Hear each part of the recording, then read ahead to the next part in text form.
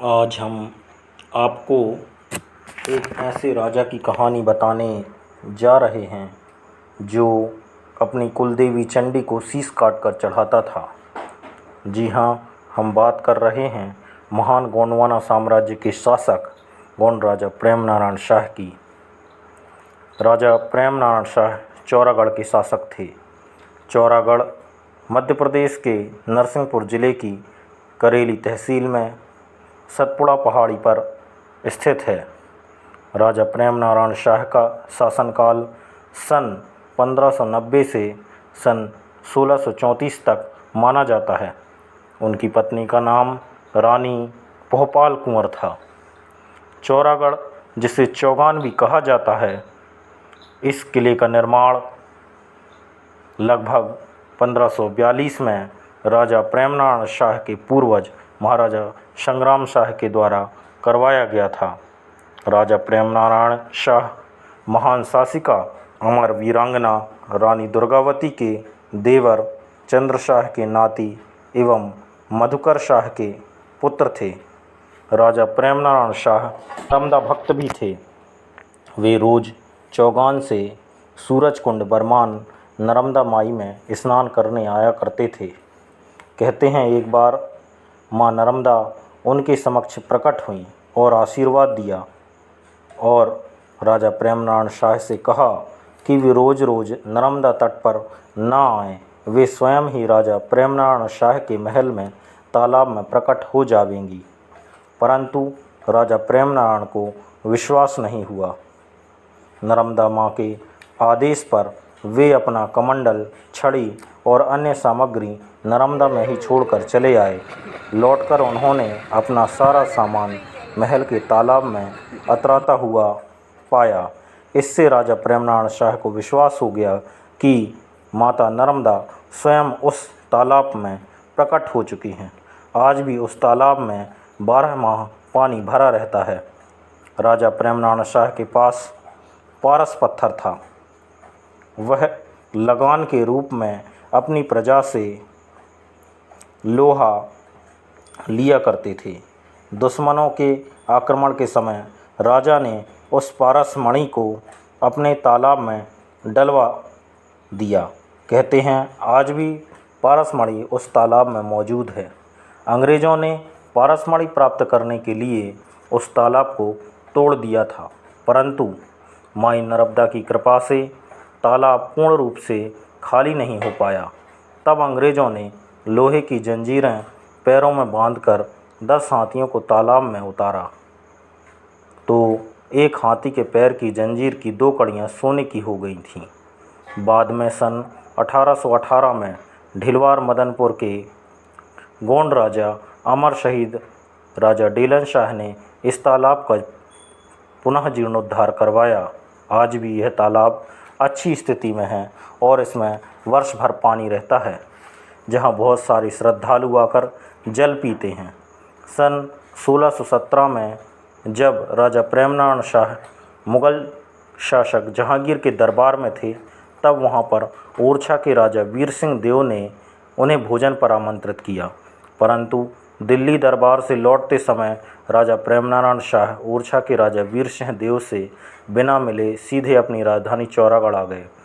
इससे ओरछा नरेश ने अपना अपमान समझा। वह मरते दम तक इस अपमान में झुलसता रहा। उसने राजा प्रेम नारायण शाह के चौरागढ़ किले पर अनेक बार आक्रमण किए, परंतु हर बार उसे पराजय का सामना करना पड़ता। वह मरते दम तक अपने अपमान का बदला ना ले सका। उसने अपने अंत समय में तीनों पुत्रों पहाड़ सिंह, जुझार सिंह और हरदौल को बुलाकर अपने अपमान का बदला लेने के लिए कहा। राजा प्रेम नारायण शाह के पास कुलदेवी चंडी का इष्ट था। वह अपना सिर काटकर देवी को अर्पण करते थे। उनके जीवित रहते कभी बुंदेला शासक नर्मदा पार कर गोंडवाना में प्रवेश नहीं कर पाए। तब जुझार सिंह ने छल किया। उसने दासी को फुसलाकर राजा प्रेम नारायण शाह का भेद जान लिया और संधि का प्रस्ताव राजा प्रेम नारायण शाह के पास भिजवाया। राजा प्रेम नारायण शाह उसकी बातों में आ गए और निहत्थे ही अपने मंत्री जय गोविंद वाजपेयी के साथ उसके शिविर में चले गए। मौका पाकर जुझार सिंह ने उनकी हत्या कर दी। इस संबंध में दूसरी किंवदंती भी प्रचलित है। जुझार सिंह एवं पहाड़ सिंह ने राजा की दासी के द्वारा भेद जान लिया कि जब राजा प्रेमनारायण शाह कुल देवी की पूजन कर अपना शीश चढ़ा देवें तब उन्हें युद्ध के लिए ललकारें। सच्चा क्षत्रिय कभी भी युद्ध की ललकार सहन नहीं कर सकता। कहते हैं उस समय राजा अपना शीश देवी को अर्पित कर चुके थे। उनका धड़ मात्र हाथ में नंगी तलवार उठाकर लड़ने आया और बुंदेलों की सेना को नर्मदा पार खदेड़ दिया। बचे हुए सैनिकों को उनके घोड़ा गाड़ी बैलगाड़ी सहित नर्मदा में डुबो दिया। बचे खुचे सैनिक दासी के बताए अनुसार सारे वस्त्र उतारकर धड़ के सामने नग्न हो गए। दैवीय मर्यादा का उल्लंघन और धोखे का आभास होते ही राजा प्रेमनारायण शाह अपने महल की ओर भागे। यहाँ पर राजा प्रेमनारायण की रानी पोहपाल को दासी ने गलत सूचना दे दी कि राजा साहब मृत्यु को प्राप्त हो चुके हैं। फलता रानी ने महल के प्रवेश द्वार को बंद करवा दिया और प्रवेश द्वार नहीं खोला। पीछे से आ रहे बुंदेला सैनिकों ने धड़ की हत्या कर दी।